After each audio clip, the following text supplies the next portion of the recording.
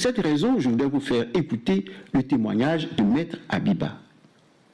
Écoutez-la. Merci Maître Abiba pour cet exposé.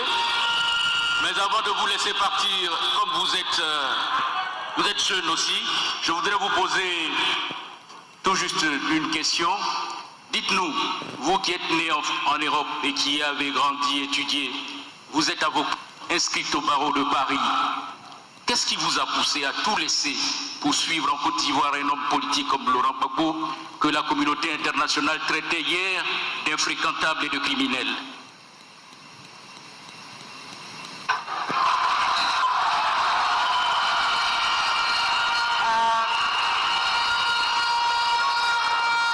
Merci pour la question. Alors c'est vrai que je suis avocate, j'exerce toujours à Paris et je fais la navette entre Paris et Abidjan pour le moment. Mais il est vrai que rien dans mon parcours ne me destinait à m'engager auprès d'un homme politique ou même en politique tout simplement. Rien. J'étais vraiment la jeune de la diaspora en Europe, mais typique, dont les préoccupations étaient les études, le job étudiant et les amis, la fête quoi. C'était mes préoccupations. La politique, c'était pour les parents, c'était pour mon père en particulier,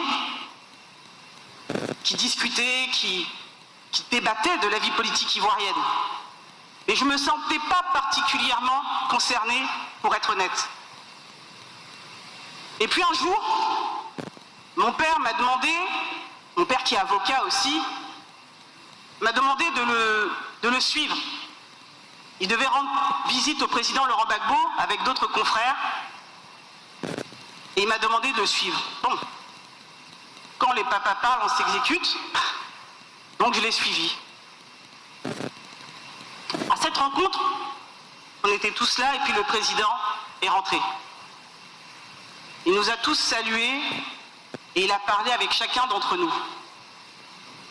On ne va pas se mentir, hein, rencontrer un président de la République, c'est intimidant, c'est vrai. Mais pour être honnête avec vous, je n'ai pas été intimidé.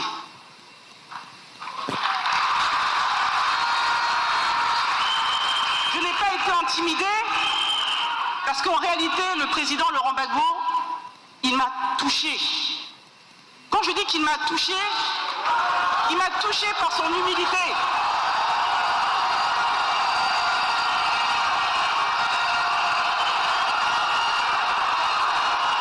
Il m'a touché par sa bienveillance. Mais vraiment, je me suis dit, hein, comment un président de la République, quelqu'un qui discute avec les grands de ce monde, et puis il prend une petite fille, il s'assoit à côté d'elle, et puis il discute. J'ai été touché. Vraiment. Il ne s'est pas comporté comme un président de la République, en tout cas l'image que l'on peut se faire. Il s'est comporté comme un papa qui écoute sa fille.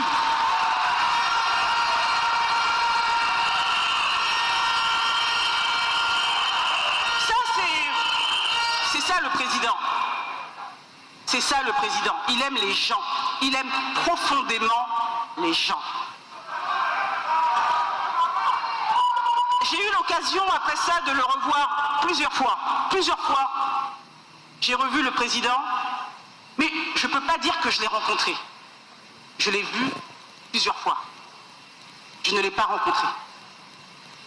Ma rencontre avec le président Laurent Gbagbo et avec la Côte d'Ivoire, c'était une rencontre brutale.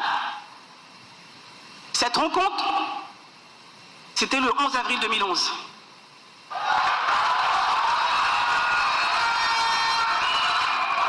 Ce jour-là, toutes les cellules de mon corps m'ont crié que j'étais ivoirienne.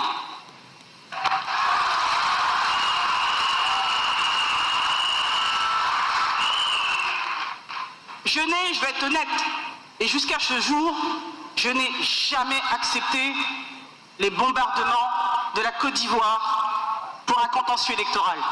Jamais.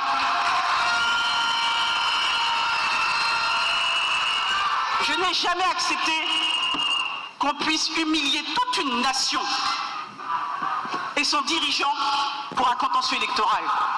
Jamais j'accepterai ça.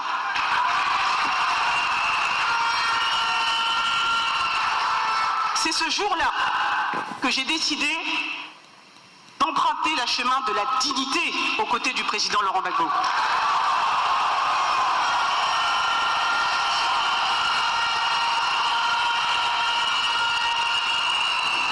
J'ai rencontré le président Gbagbo ce jour-là, mais je ne l'ai pas connu ce jour-là.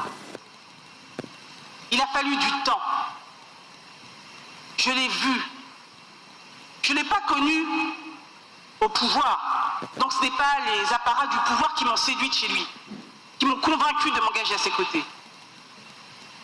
C'est sa résilience et sa dignité à mener le combat pour la souveraineté de la Côte d'Ivoire et de l'Afrique. C'est ça. C'est cette foi inébranlable. En ce qu'en menant le combat, nous allons gagner à faire de la Côte d'Ivoire et de l'Afrique des États souverains et libres. C'est vrai, hein, on voit beaucoup de nos compatriotes, de jeunes Ivoiriens, tenter la traversée de la Méditerranée.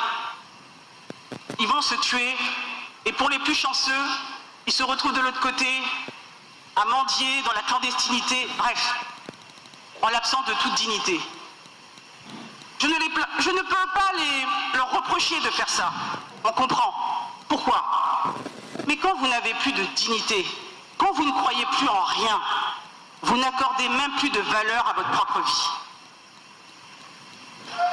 Le combat du président, c'est aussi ça. Donner à chaque Ivoirien, redonner à chaque Ivoirien sa dignité. Personne n'aime vivre loin de son pays, personne n'aime vivre dans l'exil. Personne ne souhaite pour son enfant qu'il croupisse ou qu'il meure dans les mers de la Méditerranée. Personne.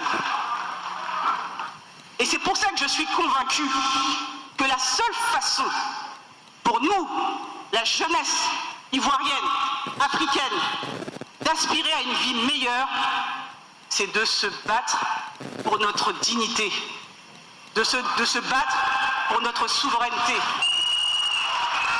de se battre pour que ce soit nous qui décidions et personne d'autre à notre place. Voilà ce que je pouvais dire. Merci. Voilà, vous venez de l'écouter.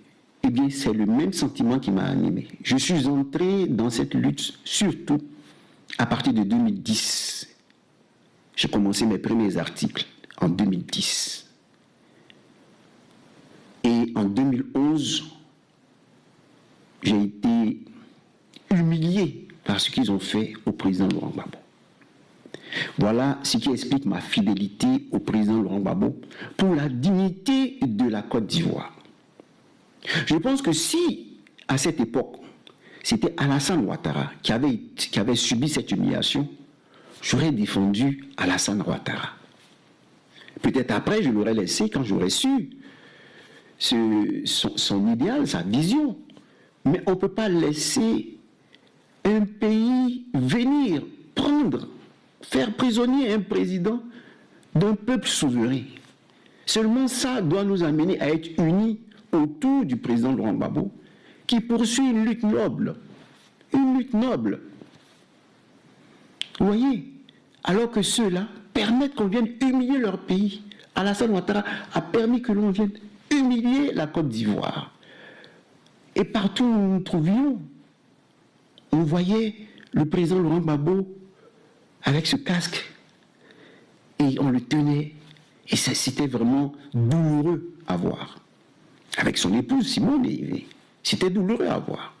Avec ses enfants qu'on matait, avec Dakouri, le gouverneur de la BCAO, qui était totalement, pratiquement nu, avec Béchot, qu'on frappait, Jean-Jacques Béchot, qu'on frappait, là, avec des coups de pied, des mawashis.